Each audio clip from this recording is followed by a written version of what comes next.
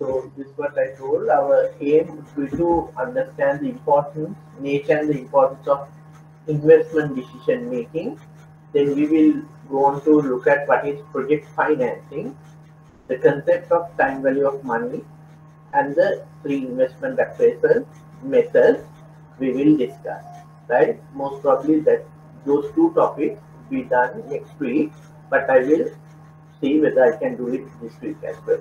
Then uh, while giving idea about the three investment appraisal technique, we will discuss the advantages and disadvantages of each method.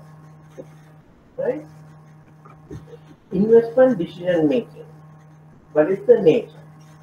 Right? We are here. We are not talking about small facilities. So the nature, we are not talking about smaller projects where 5 million, 10 million facilities.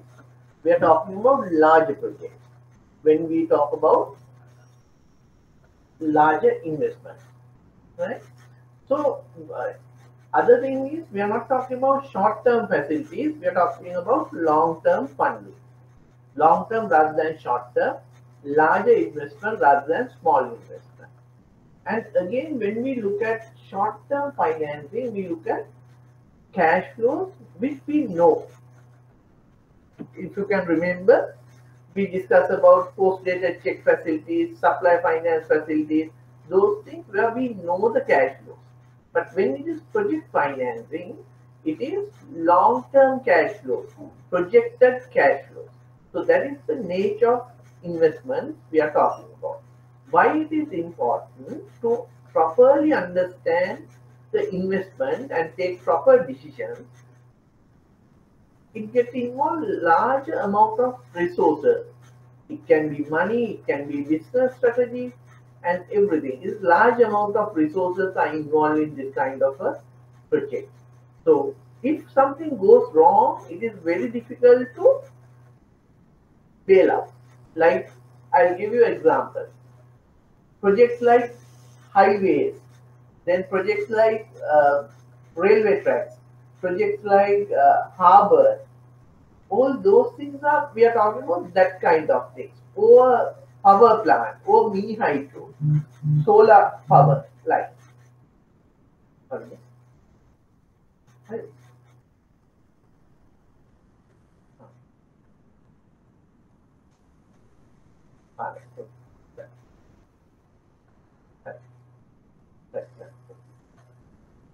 Yeah, they have uploaded under week 9.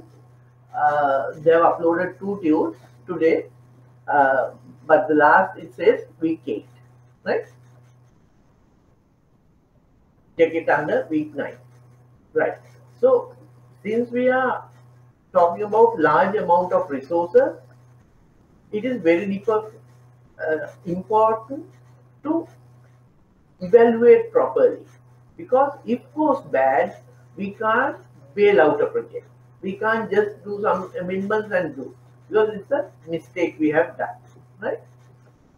So rationally for project financing is this is long-term funding, and we are bridging the funding requirement. Like we need a 5 billion, 100 billion project. We have some 20-30 billion, and we want another 20-30 billion. Like that, it is a bridging the financing gap, and the need is long term. Right? That is rationally for project financing. Then we have project rationally. What is project rationally? It is the logic behind the project. Why we are undertaking the project? But am I expecting for the outcome? What are we expecting? Okay, hydropower plant, we are expecting to reduce our power shortage. We expect, if it is private sector, we expect to generate good profits, right? But if it is a government sector, at least you need to break even and make a profit, right? Government sector, all projects are not pure profitability oriented. But you need to make profit, otherwise it is a burden to treasury.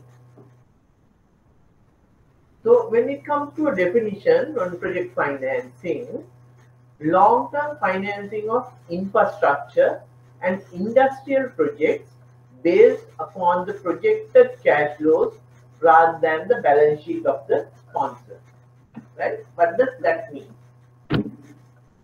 Long-term financing of large-scale industrial or infrastructure projects. As I told, it can be a road, it can be a harbor, it can be an airport, or it can be a dam, or it can be a huge hospital, it can be a power plant.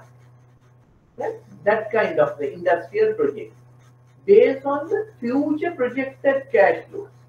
Think about the solar farm, big solar farm. Right? There what happens? We project the cash flow based on the expected sunrise. We assume that okay, we will have out of 365 days, we will have 300 days good sun. 8 hours a day. Right? If we have 8 hours a day, how much units can be produced? Right? If I can produce 1 megawatt power per day, per unit 15 rupees, what could be the income? Like that, we project the cash flow. Right? So this funding is purely based on the projected cash flows and profitability. We don't know anything past, we don't not talking about the past, or we are not worried about the sponsors who are behind it. If project goes wrong, sponsors will pay. No, that is not the process. Project itself has to generate money to service the loan. Right? Like Hades and Phoenix come together to finance the project. So when we look at under project financing, when we look at projects, we will look at only the cash flows of the project. Not that if the project fails, the sponsors will pay. No, not that. But sponsors will give management knowledge, technical knowledge, marketing knowledge, all those things sponsors will give. We count on sponsors for those parts, not for the cash flows. Right? So then in a project financing, we have two types. Firstly, the equity financing part. On the balance sheet, I have told you, we have equity capital and debt capital. Right? So the sponsor provides the equity capital, where the banks and financial institutions provide the debt capital. So we call it syndicate of banks. Syndicate means several banks coming together. Why? When it is a huge facility, one bank will not take the entire risk. So it will be shared among several banks. So that is called a syndicate loan or syndicate of banks. Several banks coming together. Then, as I told you, for recoveries, we are not counting on the sponsor. We will secure the facility with the project assets. Right? If something goes wrong, we take over the project asset and give it to someone else to run the project. So it is non-recourse loan. What is the meaning of recourse and non-recourse?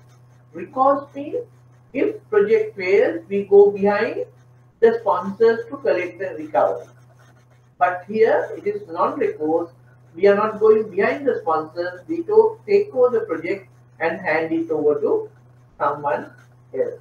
So our security would be the project asset. We are purely counting on the cash flows of the business or the project, and security would be the project asset.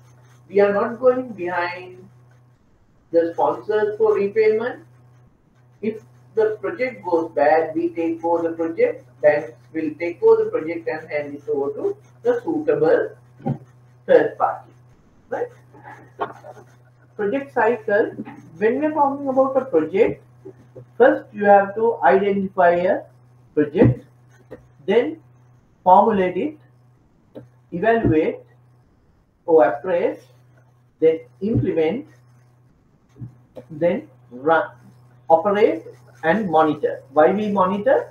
If the original project plan changes or if we need any new addition, we have to go on the circle again, right? Most of the projects fail at the implementation and operation stages, right? So it is very important for us to work on appraisal, all those things. So we will look at the appraisal part. These are the stages of project, right? Identification, project formulation, project appraisal. Under appraisal, we have several types of appraisals. We need to look at the market. That is the most important, right? Then comes the technical. Then the management appraisal, market appraisal, technical appraisal, where we look at the technology, machinery use and those things. Management appraisal, we look at the people who runs the business. And then economical, legal and environment. What is the impact to economy? Is there any legal barrier? What is the impact to the environment? Right? Then we do the financial appraisal. We estimate the project cost. We estimate the P&L, balance sheet, cash flows, and then we compute the investment analysis technique like payback period, NPV and IRR. So these are the items we will cover. Market appraisal, I'm going to take you through what is market appraisal, what is technical appraisal, management, economic, environment, financial. Right? Financial, we have spoken a lot about evaluating financial statement. So here also, firstly you need to find out the project cost. What is the total cost we require to start the project? Then you need working capital. Those things we will touch upon briefly. It's the same thing again. Market, environment, management, technical, finance and economic. We go to the market appraisal. Why market appraisal is the key? See, without knowing the market, we can't do anything. We can't decide which kind of machines we need, which kind of factory building we need, which kind of technology we need, then how many workers, how many employment will generate through this. All those things depends on the market, right? I'll give you an example. I don't know whether you know about Wall ice cream, right? They came to Sri Lanka on a very big scale, right? They did their market surveys in Negombo and Kandy. Extreme market. Negombo is a high lavish spending market. Kandy also high spending but very conservative market. So they did the marketing surveys there. Based on that, they decide about the entire country's market. Right? I don't think this Walt ice cream lasted in the country more than 5 years. They sold it. They had a mistake. They invested huge on the production side but could not run properly. Right? The prices were very high at that time. Then I'll give you another example. 1997, if I'm not mistaken, McDonald's came to Sri Lanka. Right? First few days, we had to wait in the queue for 2-3 hours to go into McDonald's to have that burger, which you can't eat at that time because our taste and the McDonald's taste was completely different. Right? So I can remember second day they announced they are going to have McDonald's outlets all over the country within a year, 12 outlets or something like that. But you still can count the number of outlets you have in the country, right? Still count just the full of hand fingers, right?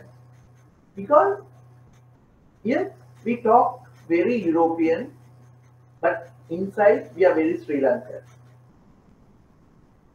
Right? Our market is very different. So you need to know the market. You need to analyze the market first, then only you can invest. Same thing happened with Subway. I had a very heated argument with Subway owners. I went to meet them. The owner had come from US after his studies, and like they were talking about replacing our lunch rice and curry. They called it butt butter. We want to replace that which is not healthy with this healthy food Subway. Right? I told them, I gave them the same example as McDonald's, and I told it is very difficult in this market. So be careful on your very aggressive growth plan. Then the owner shouted at me and said, "You are stuck in time. Time has changed. We want to open subways in each railway station, PETA, everywhere. So anyone can go buy it, replace this bus butter." I told them no. I don't think it will be possible. You have to have a gradual plan. To date, how many outlets that was? 7-8 years ago, right? So maybe 7 years ago. How many outlets do we have? Submarine in not submarine, subways in Sri Lanka, right? How many of us have eaten from the subway, which is one of the most popular food chains in the world? So our market is different. So whenever you are doing anything, you need to know the market, right? Based on the product or the service you are going to provide. You have to project the demand. Otherwise, how can you know how many machines you need? What is our expected expansion plan? Right? So estimate the demand. Think about the imports. Think about the possibility of export. See, Sri Lanka, we have 22 million people. Australia, they also have 22 million people. Whatever we do, we think about our market. Right? Sometimes food cost is much cheaper in Australia than Sri Lanka. Why? They are always trying to put it to the international market. So their cost of production has come down, while the demand they're catering is very high. So the unit cost comes down. Right? So you have to think about the first, what is the product? What will be the demand? What are the other supplies we have? Import, export, all those things. Then we need to know the competition. And who are the major competitors are. Think about school shoes. In Sri Lanka, we have how many school shoes manufacturers? 2 or 3 maximum. Right? Those competitors are huge. They can run at loss to get rid of a competitor. So you have to be very careful about the competition. Right? I don't know when, but this story happened in Sri Lanka. There was a cigarette company. Now today we have only one cigarette company in the country. There was a cigarette company long time ago in Sri Lanka, and it was very good. So all the product vanishes on the market. Like why? Right? So they started investing because whatever they produce, it goes out, sells very fast. So invested. Suddenly one day they realized that their product is not moving. It's not moving. All left. Then to see whatever they were producing, a competitor has been purchasing everything. As they didn't wanted that cigarette to be on the shelf. Right? So the management misunderstood and they invested, now it stopped. They have options, they just sold it to the competitor and finish it off. Right? So that is the market we are talking about. It can be anything. Market appraisal is the key for any business. Whether it is a kottu kade or to a grocery or to a big project like what we talk now. Right? Look at Duplication Road. When House of Fashion was near Vajra Road, when House of Fashion went to that place, it was an empty road, hardly any shops. When they built House of Fashion, there was so much fashion, jewelry, fashion outlets came around House of Fashion. When House of Fashion left that place, entire economy died out. So you have to be very careful about the market. Market appraisal is the key. Then we go to the second point on the market.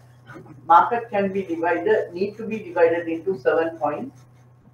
Consumption, who will consume, whether it is the older generation, young generation, kids, who. What are the markets? Colombo, outside, Sri Lanka, India, like that. Distribution, how we are planning to distribute. Is it our own distribution, agent? How? Are we going to distribute ourselves or are we getting someone else to distribute? Like that. Market entry. Is there competition? Can we enter to the market easily or is there any barriers for the market entry? Buyers. Who are the buyers? Right? Are we depending on the buyer? If I am manufacturing something to be supplied to another party, if I have only limited buyers, but I have to depend on those few people. If they don't want, I have an issue.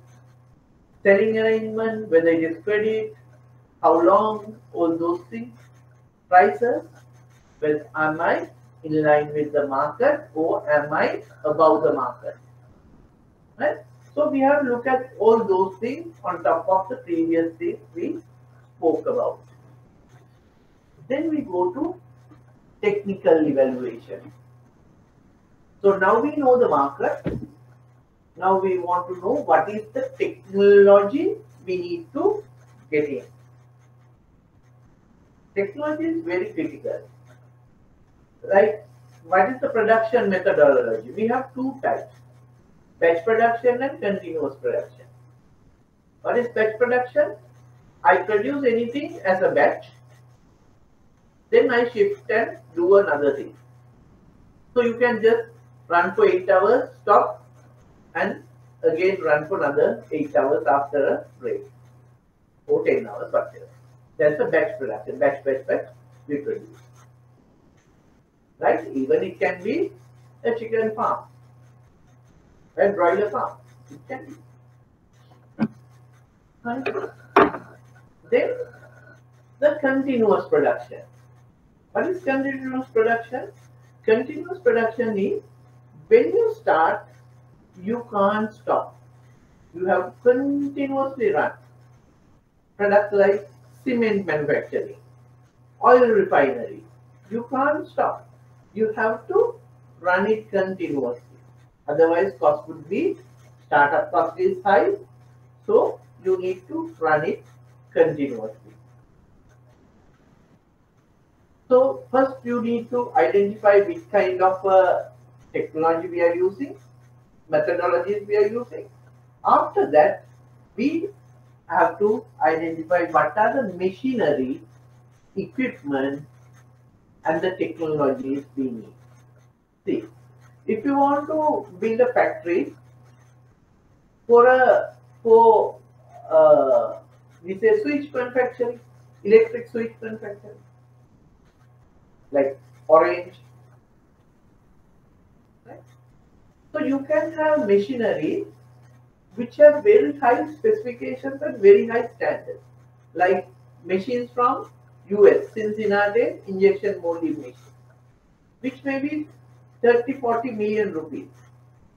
The similar capacity machine can be brought from India for 10 million rupees. From China, maybe 8-9 million rupees. So you need to know which kind of technology do we need. Do we need that much specification? Right? We need to identify those things. Right?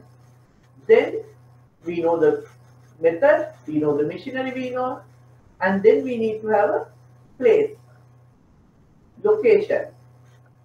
Then we get the land development, infrastructure, building types, all those things you need to look at under technical evaluation. Then what kind of power supply, is it from the grid or do we have backup power? All those things you need to look at. Then water requirement, IT, computer requirement, technology requirements, all those things you need to. Then you need to look at the production process as well. I'm not talking about very small projects, what we do day to day in our business. These are big projects I'm talking about.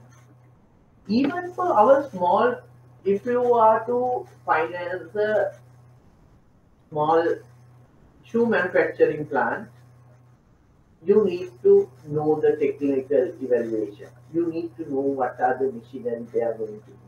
What is the type of building they are going to construct. What is the space requirement. All those things you need to know.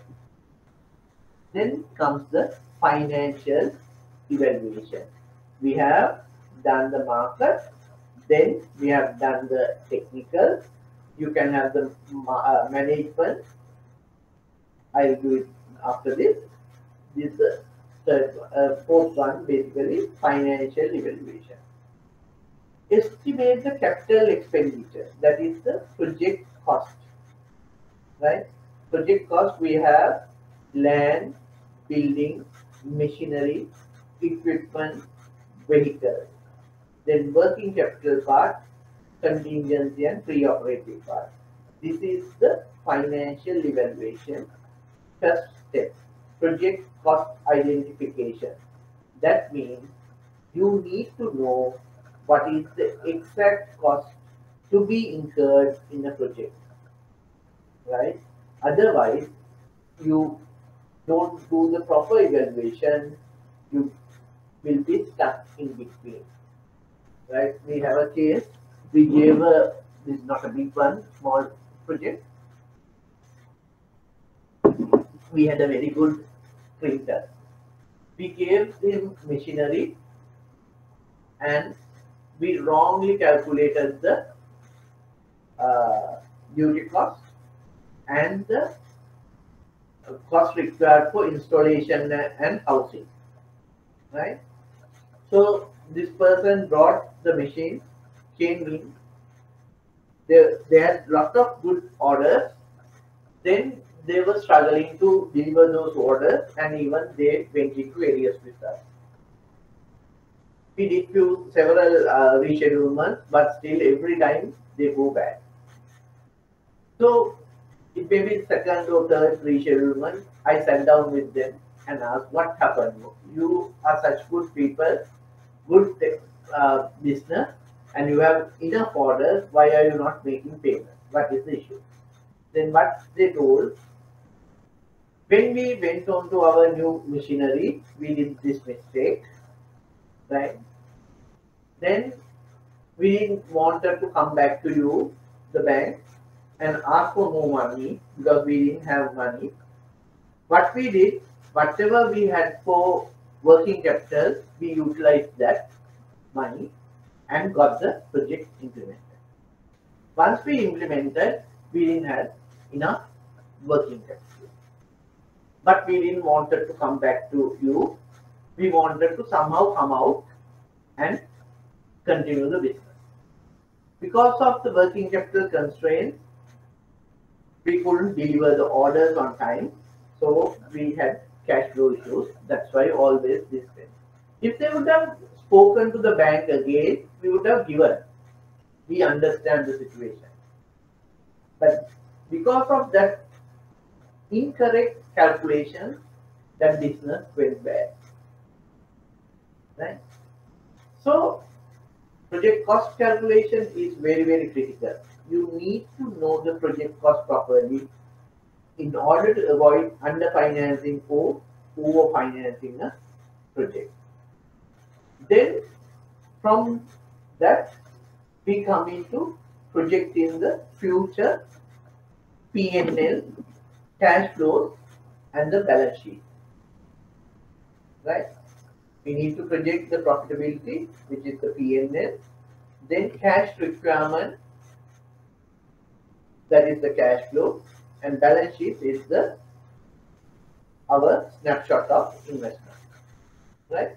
Under the balance sheet, we will have to know what is our equity capital and what is our debt capital. Equity and debt structure we need to know.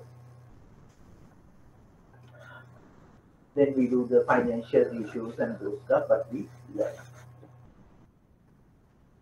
So, as you know, working capital is the day-to-day funding requirement to run the business. Right? We have two types of working capital.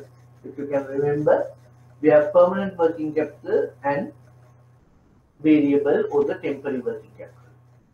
Permanent portion has to be financed by long-term funding, and variable can be financed under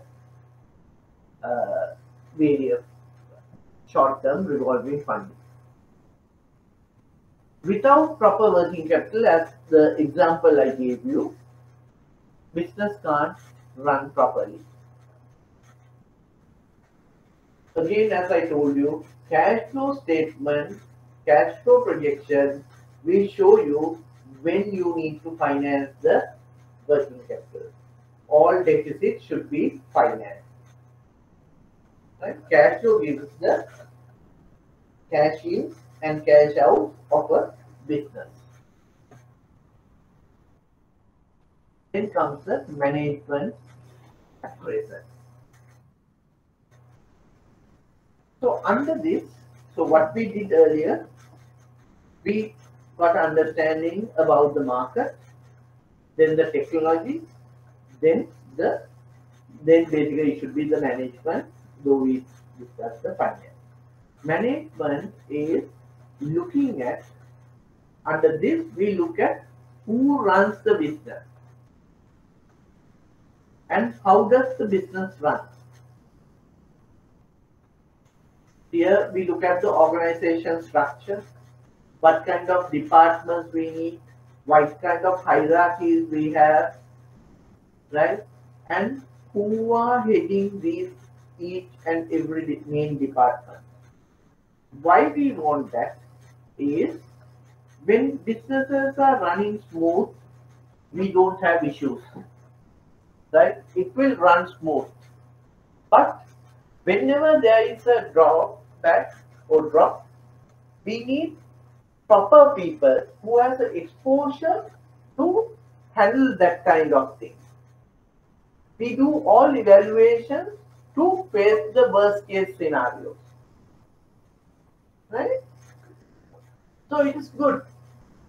You do your MBA, just after graduation, do an MBA and go to the market, you won't know anything. Just the paper qualification will not help us to run a business. So, just experience will not allow us to think big. Right? It has to be a combination. Okay, I'll give you an example. I myself is an engineer by profession. Right? I came out from the university. I started my first job. Right? So this maintenance department of that company came under me. My first day, I think, or second day, I can't remember. This welding boss came to me and asked me, sir, make a weld කරන්න ඕනේ 8න් ගහන්න 12න් ගහන්න. He was checking me. Actually, I didn't know a single bit what is 8 and what is 12. I knew in millimeters what to say. Right? Because that is the jargon and that is the practical aspect they use. Right? So I had to learn those things. I had to work with these guys. Though I am the engineer of that organization, I had to work with the other staff to learn the normal practices. When they come and ask me whether it is color or ruler, I didn't know anything.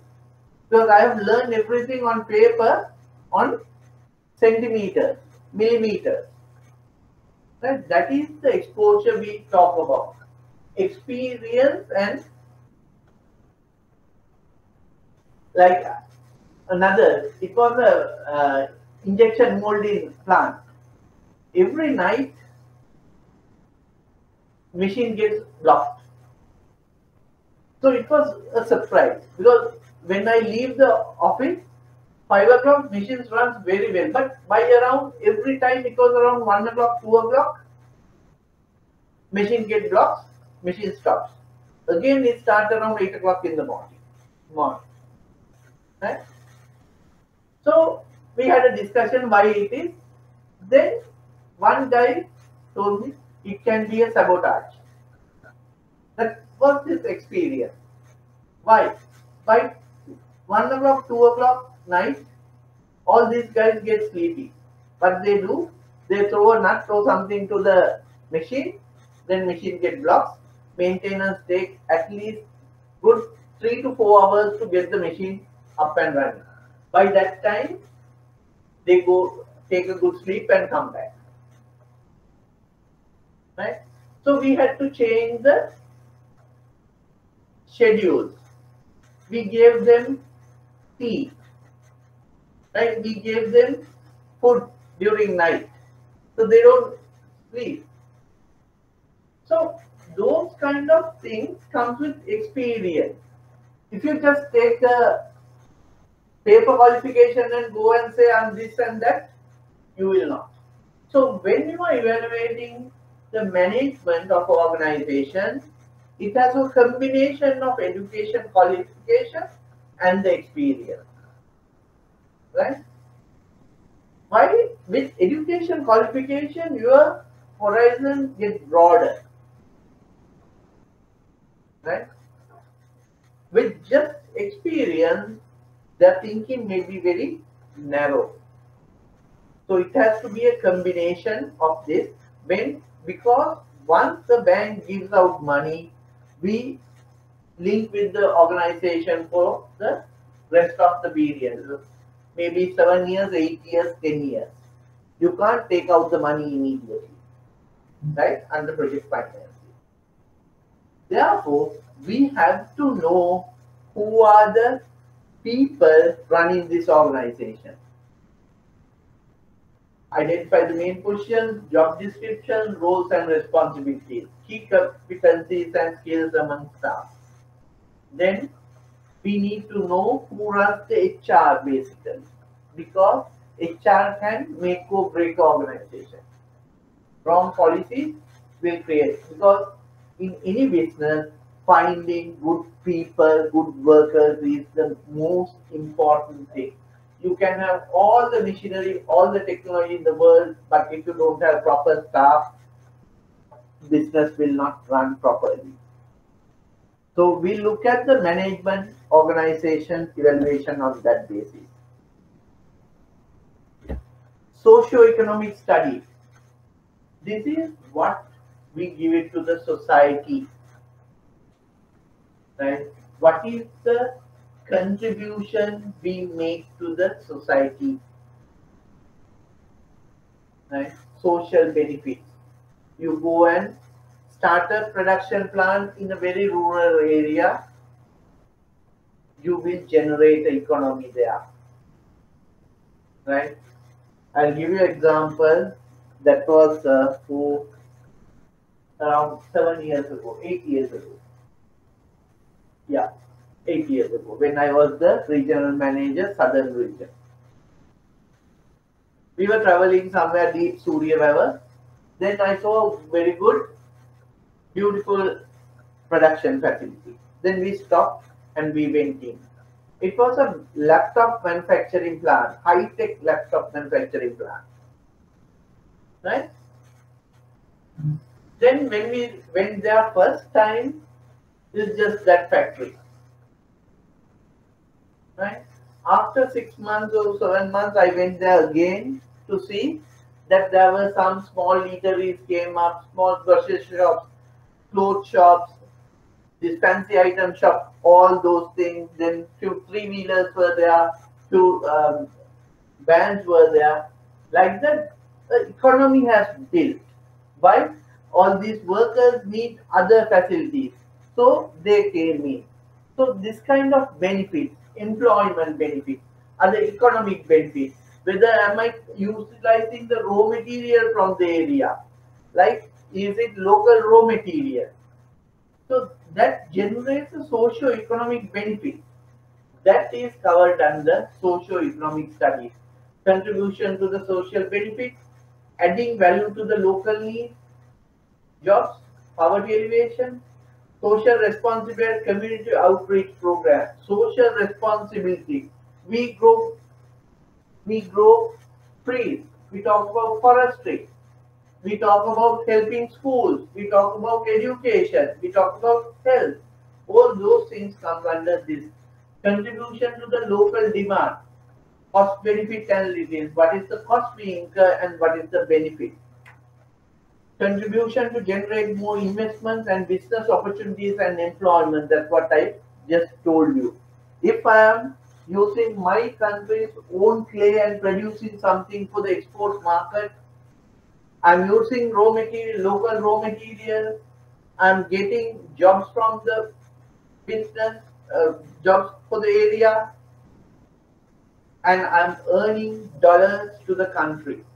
Or even if I can produce something which will stop imports, then I am giving a social responsibility to the country. So that kind of evaluation is called socio-economic evaluation. Then we go to environmental evaluation. We have two things. Environment we need to protect. We have environmental impact assessment, EIA, environmental impact assessment.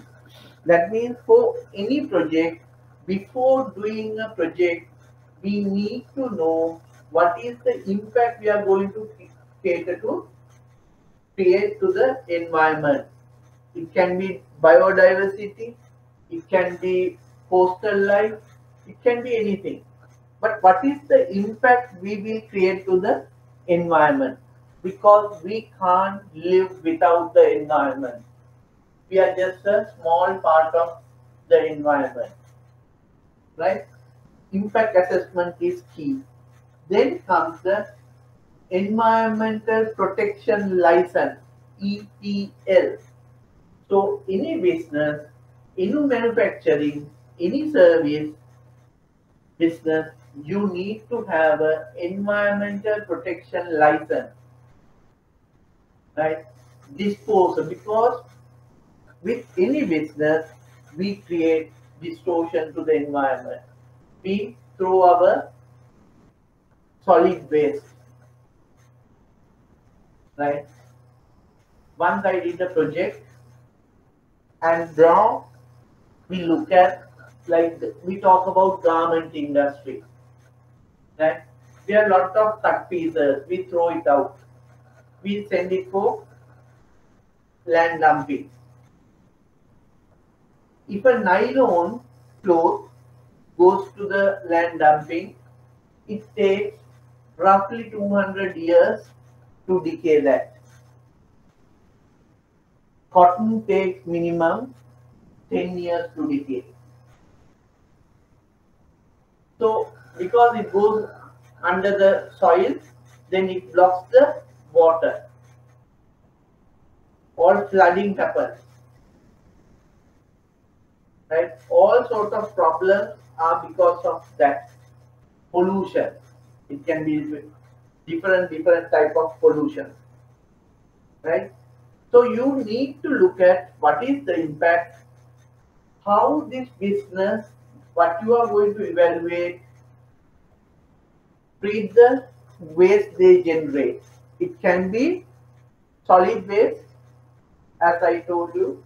It can be liquid waste. It can be sound pollution. It can be air pollution, anything. But as a responsible organization, on a project evaluation, you need to look at the environment. It is a very, very important part, and it is becoming a mandatory part now. Without the environmental protection license, you can't finance the manufacturing or service project, because though it is not practically happening, our environmental law is very, very strict. We have two laws which can close a business at once. That is our labor law and the environmental law. Right? Once, when I was a project officer, we went to a farm near Gampaha. Maybe 500 meters, 1 kilometer, we could smell the farm. It was a piggery. This guy brings all the junk food, not junk food, all the food, waste food from hotels and shops in the area and store it to feed to the pigs. Then we asked him, this is pollution. Then he was telling, no, nothing will happen. This is my village and no one comes against me. This is how I operate and this is how I'm going to operate. We didn't give him money. Within 1 or 2 months, that farm had to close down. There was a petition, and the environmental authority at that time took hard action. They closed the farm. Right? Then once we went to a rubber factory. We went down, everything was fine, they were operating well, but we couldn't find a water treatment plant on the site.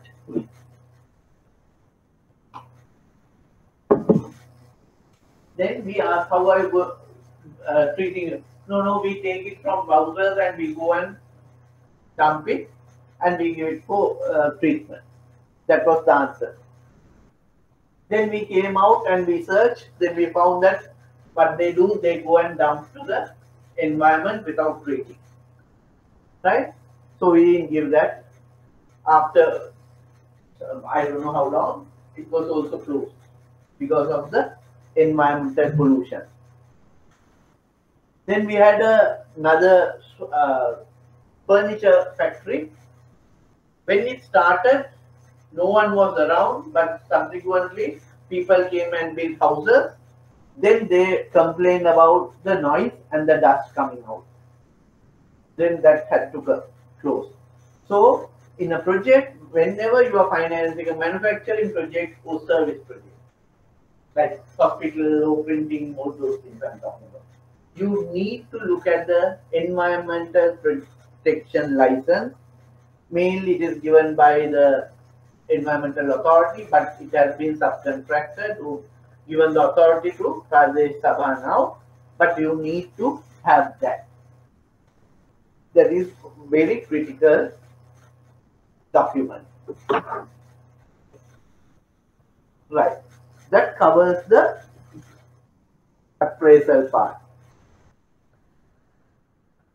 This part. Right?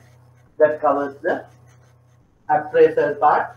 We discussed about market, environment, management, technical, socio-economic and economic, and financial. So all these things, when you are evaluating a project, not a grocery shop, small, medium sized to large scale project, you need to evaluate that. Then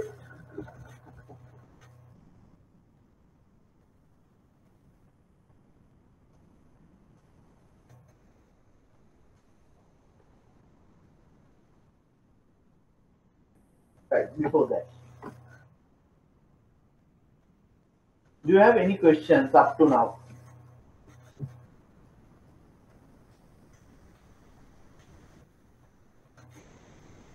Any clarifications you need?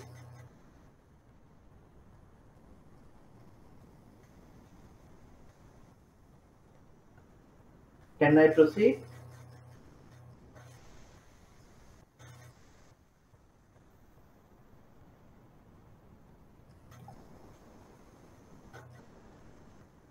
Yes, no, good, bad?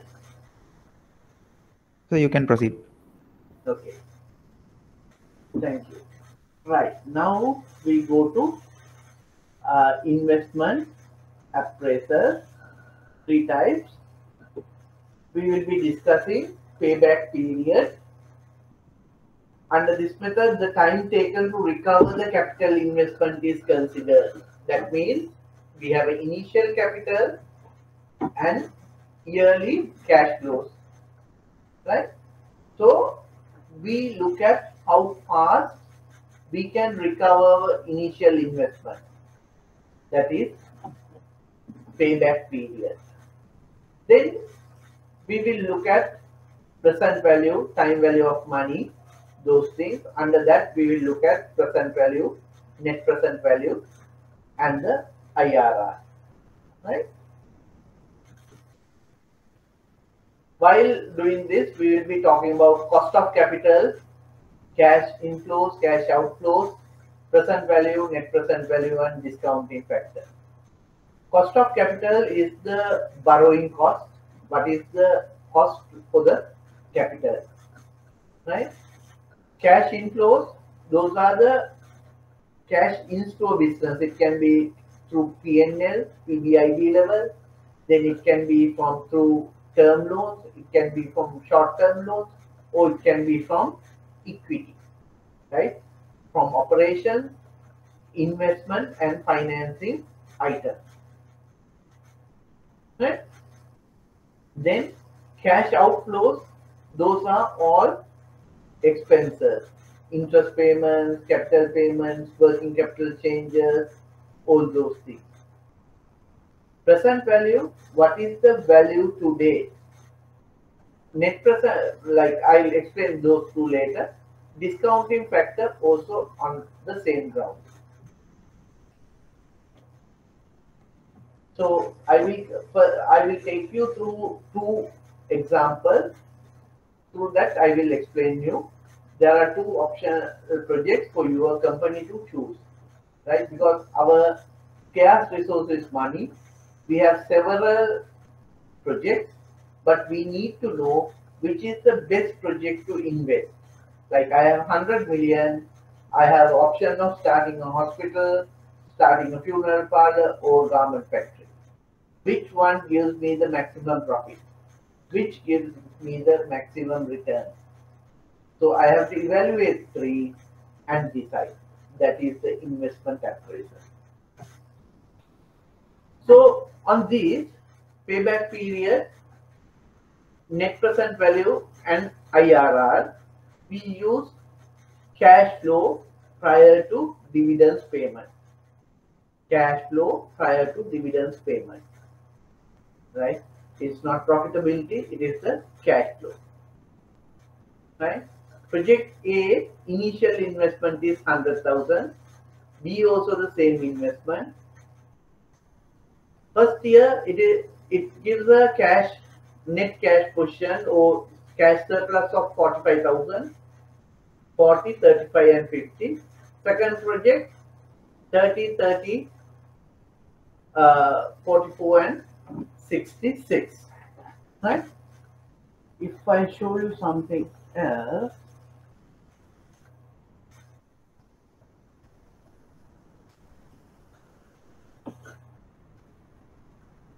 this means this, right? You have an initial investment of 100,000, then you will have different cash outflows based on years, right?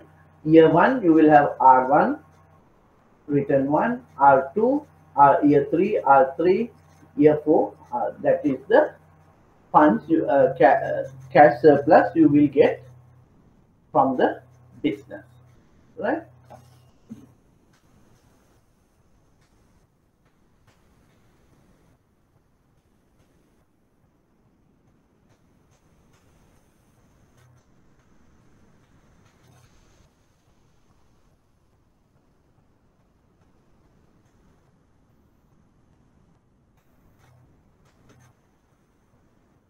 So payback period is equal to the point in time at which cash flows run from negative to positive, right?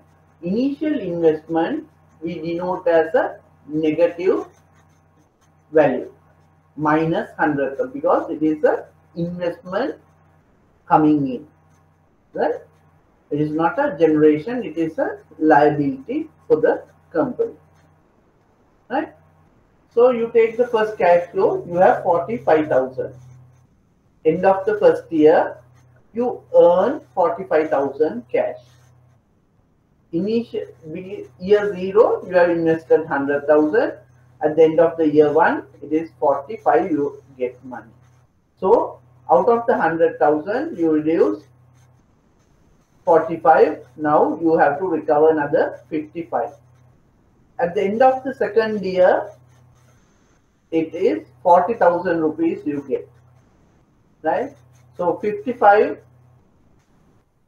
you reduce 40,000, you have another 15,000 to be collected. Payback period is how long you take to collect the initial investment. That's all. How long you take to collect the initial investment, right? At the end of the second year, you need to recover 15,000. That means in between third year, you will recover 15,000, because during the third year you have 35,000. End of the third year, you will recover 35,000. That means for a year you are getting 35. How long will it take for 15,000? That means 35,000 for a year. 35,000 equals a year. Then 1 rupee equals 1 divided by 35,000. You need 15,000. 1 divided by 35,000 divided by 15,000. That is the calculation. You don't need entire 3 years, but in between, maybe within 3 months, or here it is around 5 months, you will get your money, because for 12 months you get 35,000. for 6 months, we assume that it is equally distributed, right? 35,000 for 12 months, 17.5 thousand for 6 months, you need 15, so it is basically roughly 4 point or something. So when you are doing the calculation, how you do 1 year, because after first year still you have a negative balance, after second year still you have a negative balance. So you need 2 complete years, and to find the fraction of the year, what you do, you take the negative value, this 15, you ignore the value, this, you just take 15,000 divided by third year entire cash, 15,000 the remaining part divided by next year's full cash. Then you will get a decimal point multiplied by 12 for number of months, or if it is years, it can be 2 point something. We will see that. Similarly, for the project 2, initial investment is 100,000 minus 100. End of the first year, you get 30,000. So end of the first year, you need to recover another 70,000. Second year, you have another 30,000. End of the second year, you have minus 40,000. During the entire third year, you will have 44,000. You need 40,000 to be recovered. That means earlier, in end of the second year, you have only 15,000. Third year, you have 35,000. Less than 6 months, you recover that. But here, you are getting only 44,000. You have here 40,000. That means almost a year you need to recover. 40 divided by 44,000. This is the calculation. Right? 2 full years. This one. 15,000 divided by 35,000, which is 0.43 years. 2.43 years. If you want in months, 2 years, 0.43 into 12, whatever the months comes in. For the project B, it is 40,000 divided by 44,000, 0.91, right? It is 2.91. In this project A, it takes 2.43 years to recover the initial investment, whereas project B, it is 2.91 years you need to recover. So fastest recovery project is the best project under payback period. So the project E is the best project under this method, right? Under this method, best project is payback period wise 2.43. That is project A, not project B, right? Project B is more time taken than project A, right? Then these are the advantages. It is very simple. Anyone can understand, easy to do it.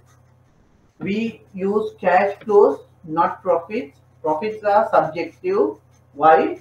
Profit relates to, profit is taken after the depreciation. Depreciation is only a provision. But whereas cash flows, you are not talking about depreciation. Then commercially realistic, that we are collecting our money. Very risk averse. As soon as we collect our project, we think that's fine, this is what I want.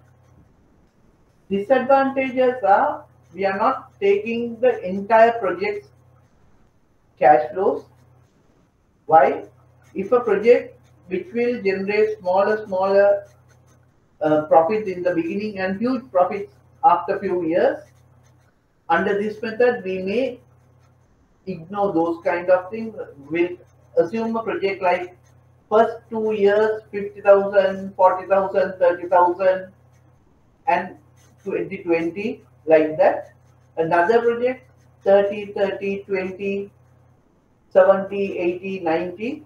But we take the first one because we can recover our amount faster in the first one and longer in the second, under Payback period, we select the project which returns our money faster. So we are ignoring the entire life project cash flow.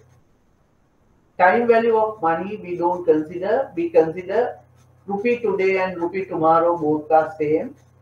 So that is the issues we have on this method.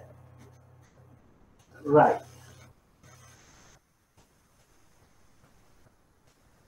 Any questions from payback period before I go to cash position?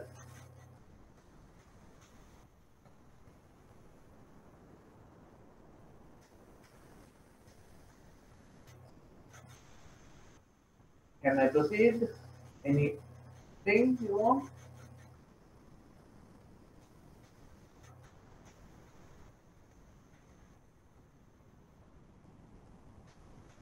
They can ask. I can't tell you what is coming or not because I'm not the one who is producing the paper, right? Paper has been said by someone else. Sometimes they can ask. But as per your syllabus, these are there. Right? It is easy, nothing to. You just add anyone else.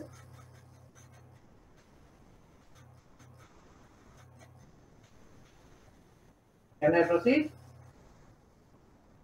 Yes, sir. Right. Then we talk about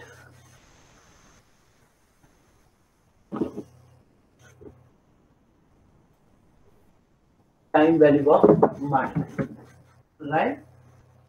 That is, what is the value of money today and tomorrow? Right? If I have 100 rupees today, I can do some things today. But if someone says, I will give you 100 rupees after a year, yes, 100 today and 100 after a year, face value would be the same. But purchasing power, ability to do something will come down. Right? If you are giving me 100 rupees, not giving me my 100 rupees today, you need to give me something more than 100 rupees to make the equal purchasing. Right? That is time value. Think about sugar 1 year back and today. Right? If I purchase sugar for 100 rupees, someone gave me 100 rupees, I wanted to buy a 1 kilo of sugar, I could have bought it. So that person told, no, I'm not giving you 100 rupees today, I will give you 100 rupees after a year. Now I can buy only 750 grams of sugar because same value. Right?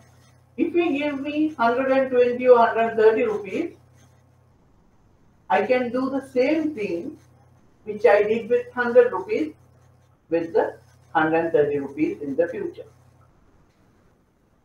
Apply the same theory for fixed deposits. Today you are giving me 100,000 rupees. Right? I have to return that 100,000 rupees with some interest. Otherwise, the purchasing power of that 100,000 rupees comes down. Right? Therefore, we apply an interest rate to calculate the time value. So, future value, today 100 and next year's 100. Future value equals today's value. We call it future value FV. Today's value, present value PV equals future value equals present value into 1 plus I is the discounting rate, 1 plus I to the power n. If it is after 2 years, n is 2. If it is after 3 years, n is 3. If it is after 4 years, n is 4, 5 like that. It denotes the number of times, right? The equation we use for time value of money is future value equals present value into 1 plus I to the power n, right? That is the equation. Then this is the fixed deposit example. You have a rupee invested at 10 rupees at 10% per annum. So you will get at the end of the year, you will get 1.1. You reinvest the same thing. So it is 1 into 1 plus 10% to the power 2. Like that, you will multiply it and increase the value.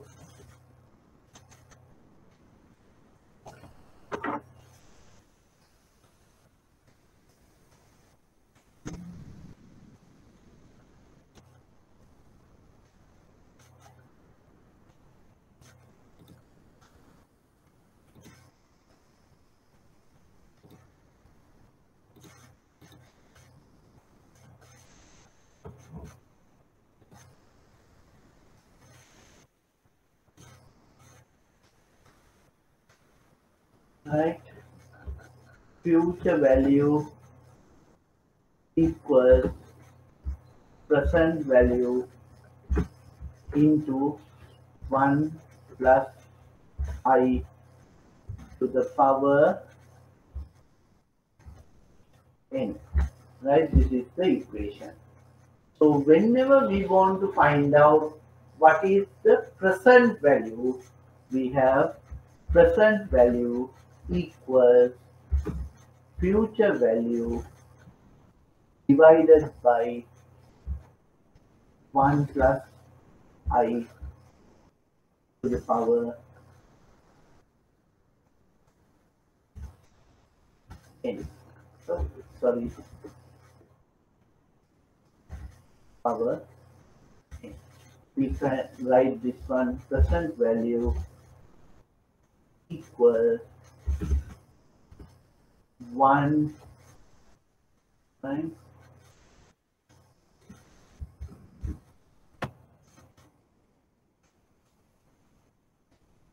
upon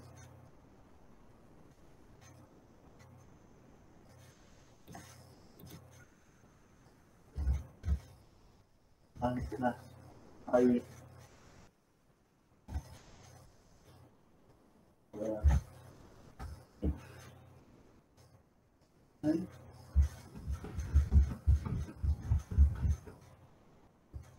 into future value. Right? This is the equation. Present value equals, oh sorry, this is the equation we will have. Right? These are the two equations we have. This is the only equation we have. When you bring this, change it, you will have this equation and this is the original equation we have. Right? This factor, not the this one, circle,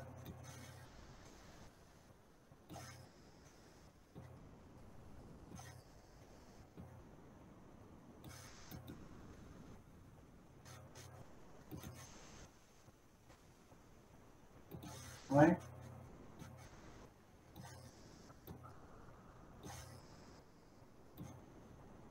This factor is called discounting factor. Right? This factor is called discounting factor. If the discounting rate I is 10, 1 divided by, take example,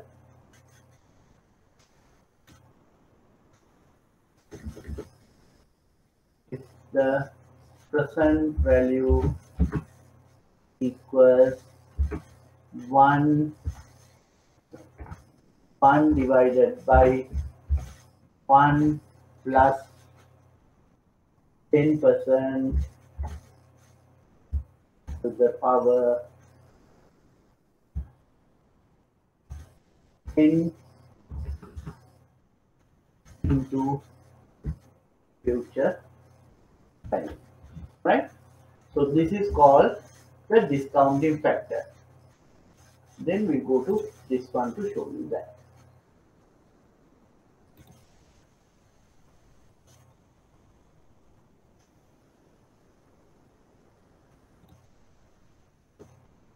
This is the timeline.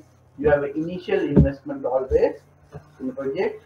These are the monthly annual cash flows, right? So whenever you are talking about present value, what we do in the project appraisal is we bring all the values to the today's value. Year 1 value, year 2 value, year 3, 4, 5.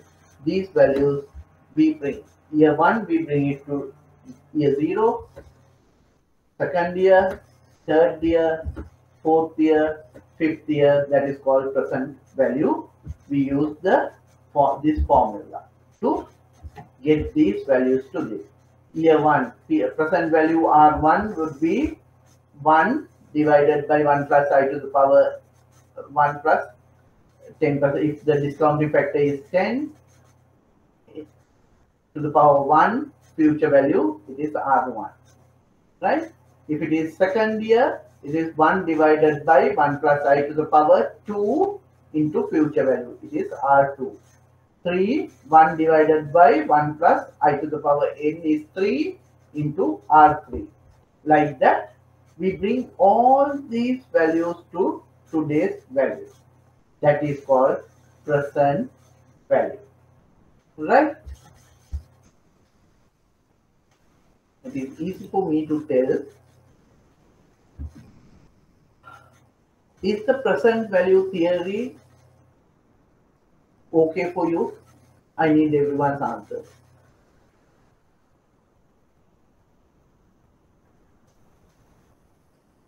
If it is new to someone, it may be a little hard, so I can re-explain to you. Since I don't have a board, I am trying this way, right? Okay, Aruna, what about others? Can everyone, almost everyone, say yes, no? If anyone wants a repeat, I will do. I don't have an issue. But I need answers from everyone.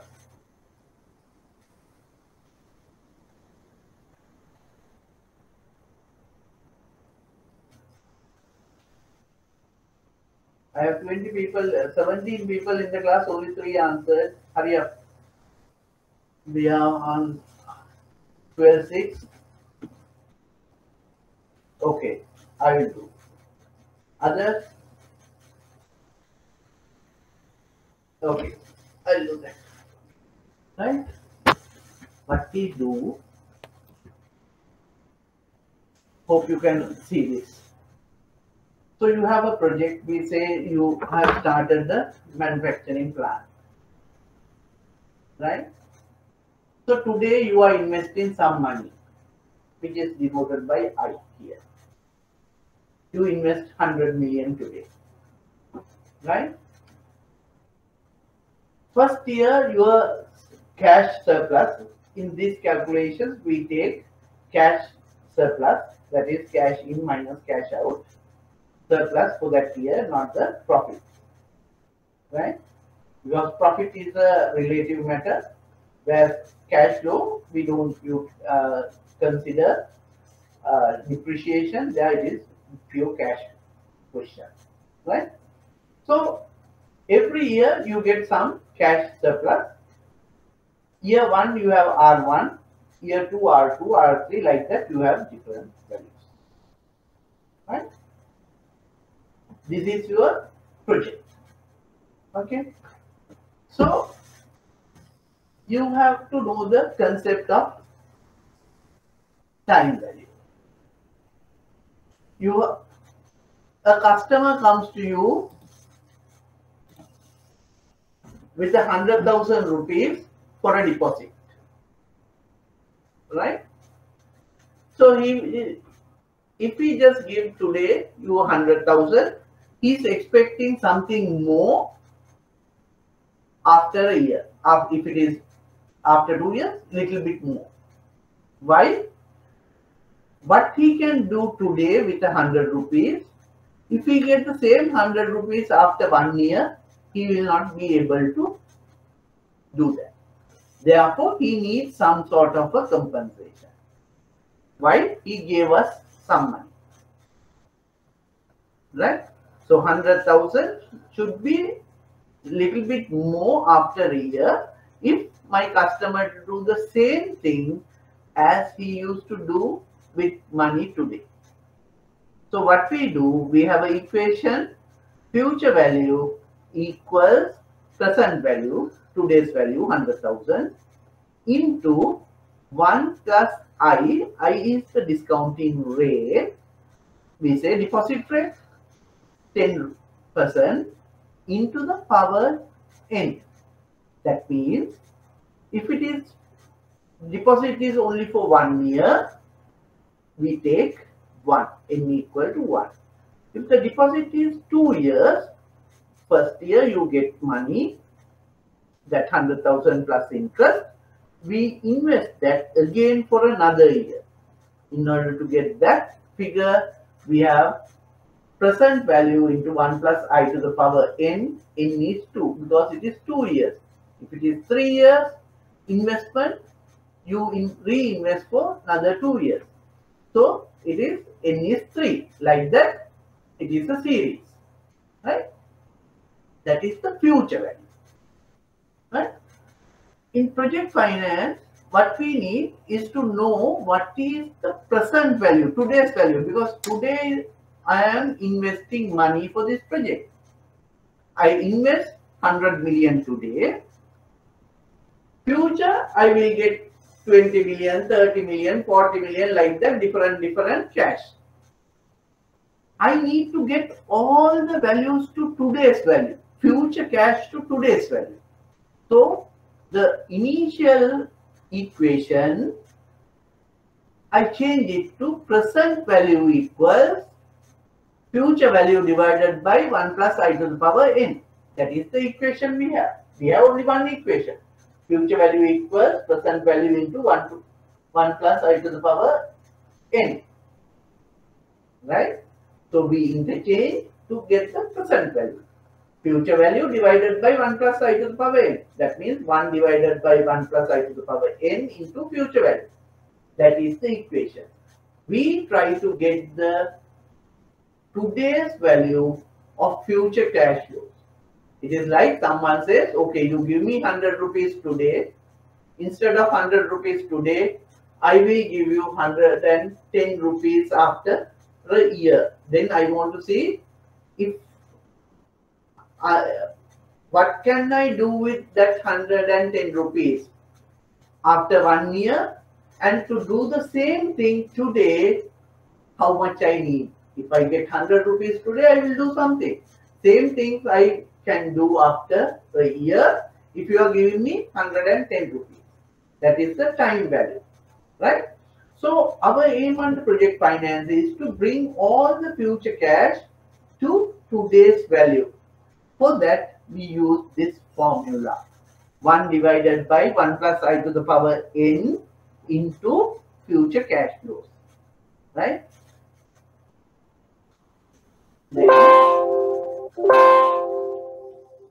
Okay, we went to this then. This is the future cash flows. We bring all the cash flows to today's value. See this? We bring R3 to today, Y0. R4 to Y0. R5 to 10. Adding all together, we call present value. Right? Is it clear now?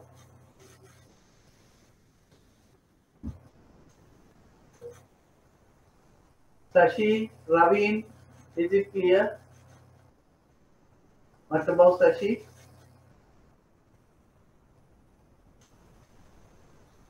Okay, right? So we bring everything for today's value, right? Then it is called present value. So we bring everything to present value. Again, I spoke to you about 1 divided by 1 plus I to the power n. That is called discounting factor. These are the discount. If you work out 1 divided by 1 plus I to the power 1, it is this value. 1 divided by 1 plus I is 10% to the power 2, second factor, third factor, fourth factor. If they ask you to do a calculation, normally they will give you these figures, right? If not, you have to calculate. Normally they give this, right? So you have these figures. This is your first year cash flow. This is your discounting factor at the rate of 10. So 45,000 rupees after a year, year 0, R1 is 45,000. Multiplied by this, today's value would be, future value is 45. Instead of after 1 year 45, if you give me 40,905 rupees today, I can do the same thing. 40,000 after 2 years, today value is 33,000 this. 35,000 multiplied by this, today's value is this. So you add all these things, right? We are talking about net present value. That is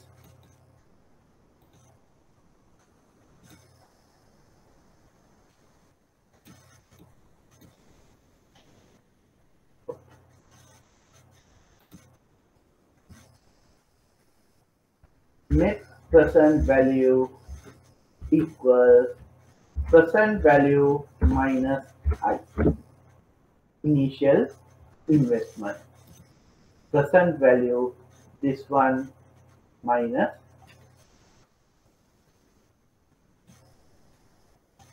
I. Net present value equals present value minus I. Present value equals, do I have sigma sign here?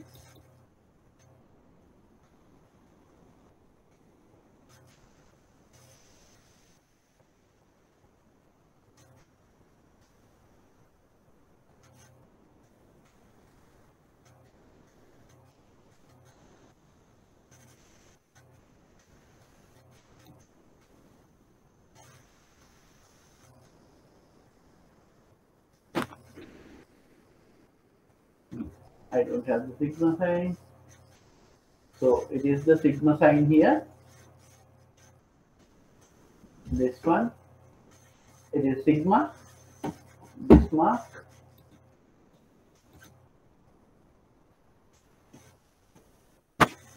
sigma is this mark, summation, right? A summation there. So total present value is PVR1 plus PVR2 plus PVR3 plus PVR4 plus PVR5 is present value. That I can do. PV equals PVR1 plus PVR2 plus like that plus PVR5. This is the present value. Net present value equals present value minus I investment. Investment is this value, right?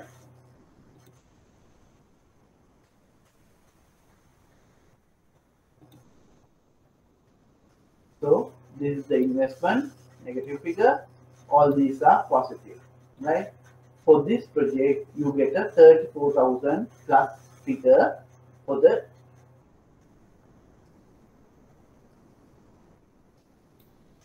end of the period, right? Net present value is investment 100,000 minus, sorry, it is minus plus all the discounted cash flows. So you get a positive 34. When you do the same thing for year 2, you get positive 30, right? So whichever projects which generate a positive net present value, that means future value cash flows present value is more than the initial investment. I am investing 100 million today. All my future expected cash flow brings to today's value. If it is more than 100, then it is good. I'm getting a return. If it is less than 100, it is bad. I will lose even my own money, right? It is not acceptable, right? So firstly what we do, we calculate the net present value and see which are the positive ones. If NPV is negative, we don't take those kind of projects. If it is positive, we have 4 projects. One project NPV negative, we don't take. Other 3 projects we have different NPV. So out of these 3, we take the highest NPV project. Out of this, we take the highest NPV project. So when we compare project A and project B, project A has an NPV of 34,000 and project B has an NPV of 30,000, right? So project A returns large sum of money than project B. Therefore, our expectation is to take the project A. Recommended project is project A. Advantages and disadvantages is consider time value of money. Earlier, payback period, we didn't consider time value. We just took the numerical figure. We take the entire life of the project cash flow. Payback period, we took the cash flows only up to recovering our money. Right? Take account risk. Difficulties are NPV is incorrect decision when project lives are unequal. That means project A and project B periods has to be the same. If project A is 5 years and project B is 8 years, you can't use this. And it is difficult to calculate, not like payback period. Right? So this is NPV. So I'm going to stop it here now today.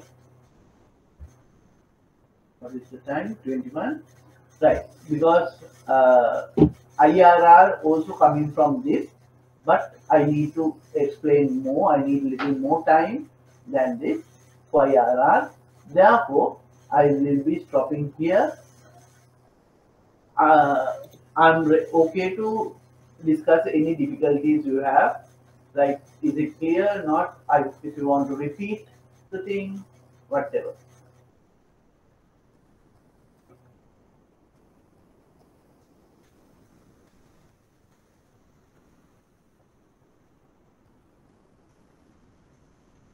For some people, this may be new. So if you don't understand, please let me know. I can repeat, or even you go through the handouts again, and next time you can ask me if it is not understood properly.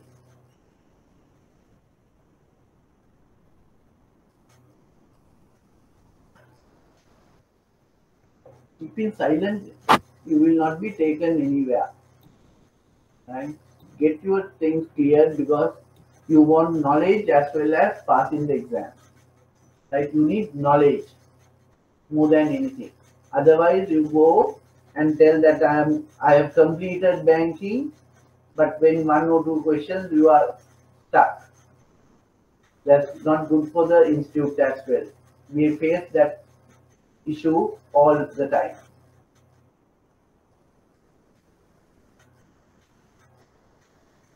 Are, are you okay? If everything understood, I will be stopping now. We'll meet again next week. If you have any questions, you can ask me. I will be here for 1 or 2 minutes. Thank you, sir. Yes, thank you.